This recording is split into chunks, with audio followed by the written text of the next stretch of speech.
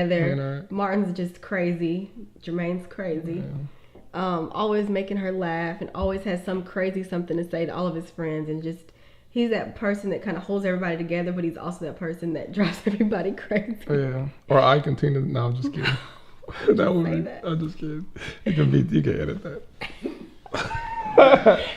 Blooper reel. Blooper reel. Yeah. Put that on the end.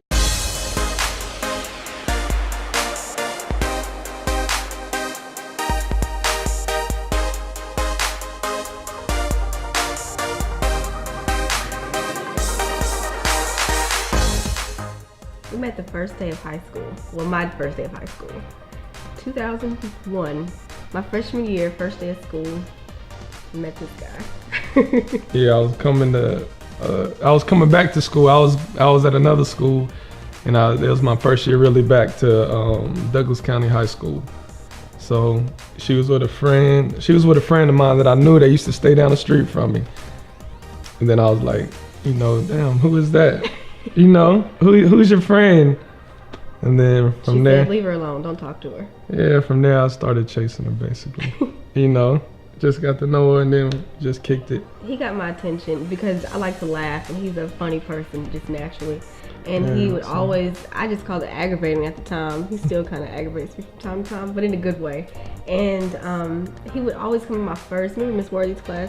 He used to always come in one teacher's class, the first class of the day, and he was selling candy, but I always got my candy for free. That was always fun. Twix or Reese's or something. There was always some candy. He was always trying to do something. And that was the way he always got my attention. He came by that class at least 4 to 5 days a week. So I had to sell my candy. That's all? It's all about supply and demand.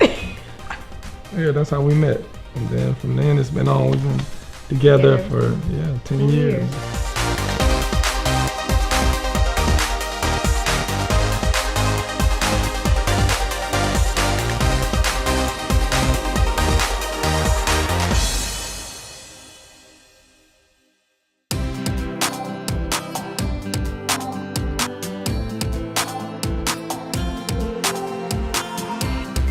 I think I probably asked her, can I take her out? So. But my dad was not having it at all. Yeah. He was a senior, I was a freshman, so my dad was like, no. No. I couldn't go to his senior prom. There was none of that going on. I mean, I wasn't going to the senior prom though. No, but he would have won if I could go. I just think we took it slow. I mean, we would just kind of hang out. It really wasn't dating back then. We would just hang out from time to time and talk on the phone every day. And we saw each other at school. And then after he graduated, I was obviously still there, but we, never really missed a beat. We kept in touch the whole time and pretty much just kind of grew from there. And we've been best friends the whole time. We're just really good friends first before anything else. And still to this day, that's what comes first with us. I think it's just friendship. We've been together 10 years, and the whole time we've probably only broken up maybe once or twice, and it probably never lasted longer than a couple of weeks. Yeah. Really never. And I think every time we knew we'd be back together, but it was like, we're breaking up, but we really didn't break up.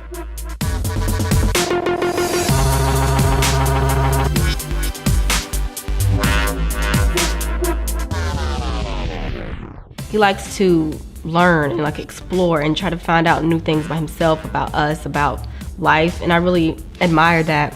And it's something I didn't see before, but a lot of times I come home from work and the TV's not on, he's just reading a book. And it's kind of sexy just to have a guy that's just reading a book. When stuff goes down, I knew she'd be there, but she's calm under pressure. I was putting it through a lot of mess. So, she found a way to handle me to the point where I'm not gonna let him just drive me crazy. We're gonna work together and we're gonna make this work,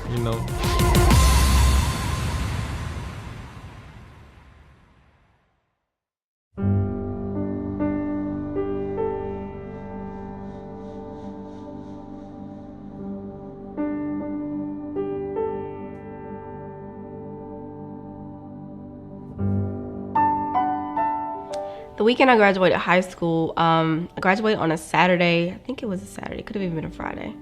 I don't know. That weekend, it was Memorial Weekend.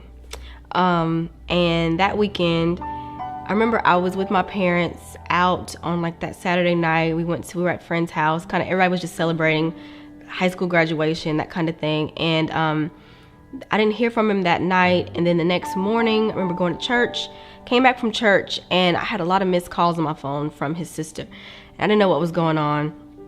I still had not heard from him. So I finally called her back and she said, Jermaine's in the hospital. He's in a really bad accident. I said, okay, but she never went into detail. I didn't know what was going on. But she said he's in a really bad accident and you need to come to the hospital. So of course I went to my parents. We were actually getting ready to go somewhere else. I said, we've got to get to the hospital. Jermaine's in the hospital. So I get there and I found out he'd been in an extremely bad accident. He was in the middle of surgery at the time. He had been through like probably an 8 or 9 hour surgery, completely reconstructive. It was just a really, really bad accident. And I mean, his jaw was wired shut. He couldn't talk for a long time. He was in ICU for probably about a week. Couldn't talk to him. He could only write notes. And it was really difficult because that week I was actually supposed to leave to go on my high school graduation trip with my family to Jamaica.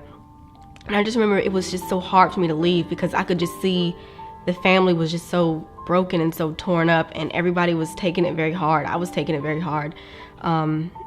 It was a difficult time for me. Sorry. Because it was hard for me to leave him there in so much pain. And he kept writing me notes just saying he's okay. But it was just really difficult because I just care for him so much. And that's probably also one of the times when I realized how much I loved him. I knew we were great friends, and I knew that that he was somebody special, but when you see somebody laying there so vulnerable and they can't do anything for themselves, and he was still in ICU and I had to leave to go catch a flight, a couple days later, I just wanted to be by his side, and it was really hard. So I just remember I would call home, probably spent so much money just making phone calls from Jamaica back to Atlanta all the time, like that whole week, just checking on him to make sure he was okay. And they kept me abreast of everything that was going on. And when I came back, he was doing a lot better.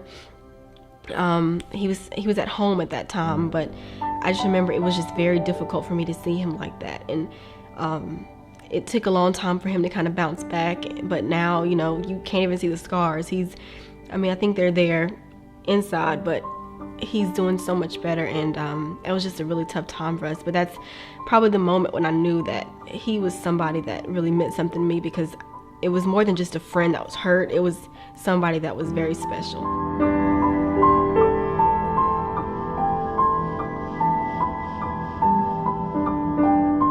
Yeah, she used to come over and just lay, because I had my jaws wired for like 6 weeks.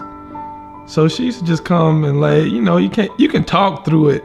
You can't move your jaw, but you can rumble like this and you can get stuff out after a while. But she just stayed there with me.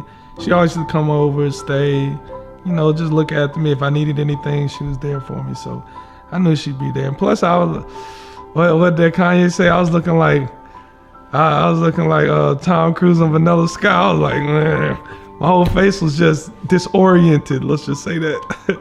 So it took a while. Like everything was swole. It takes a while for everything to go down. So she was just sitting there, kissing the knots on my face and stuff.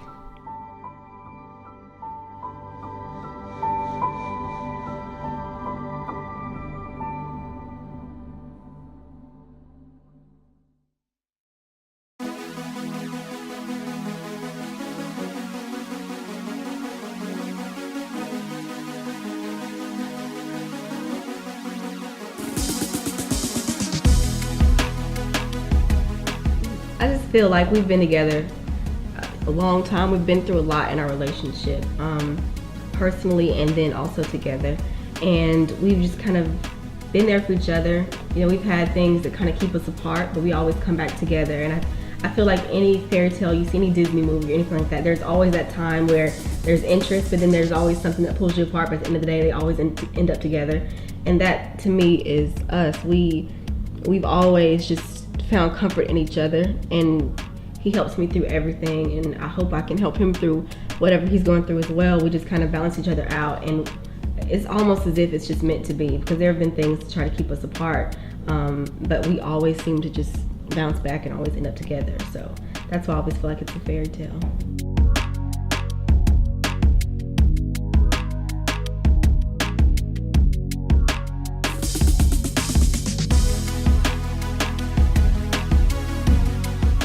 I just enjoy being around him, and I feel like he enjoys being around me too.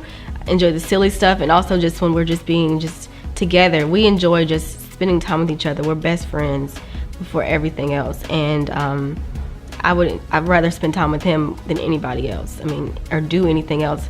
If we're together, I'm always happy. So I think the common bond between us is just the fact that we just enjoy each other's company, and we're not hard to please. We're very laid back, very easygoing. We both have big personalities, but we know when to scale it back, and just to be, when we're together, we don't try to outshine each other. It's just, we're one, and that's a good feeling to have.